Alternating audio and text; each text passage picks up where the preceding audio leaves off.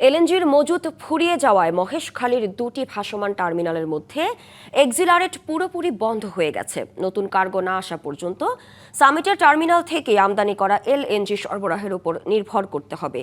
আরপিজিসিএল জানিয়েছে বুধবার দুপুর 2:40 দিকে এক্সিলারেটের টার্মিনালে মজুত এলএনজি পুরোপুরি শেষ হয়ে যায়, ফলে সেখান থেকে গ্যাস সরবরাহ বন্ধ হয়ে যায়। তবে সামিটের টার্মিনাল সচল রয়েছে, সেখান থেকে প্রায় 56 কোটি ঘনফুট গ্যাস জাতীয় সঞ্চালন লাইনে দেয়া হচ্ছে।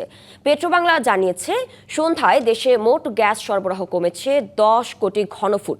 এদিকে সংকট সামলাতে জরুরি ভিত্তিতে সিঙ্গাপুর থেকে দুটি এলএনজি কার্গো কেনার প্রস্তাব অনুমোদন করা হয়েছে।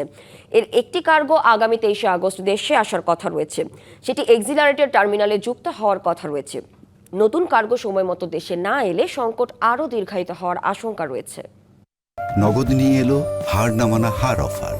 সর্বনিম্ন 10,000 টাকা রেমিটেন্স নগদে পাঠালে থাকছে স্বর্ণের হার জেতার সুযোগ।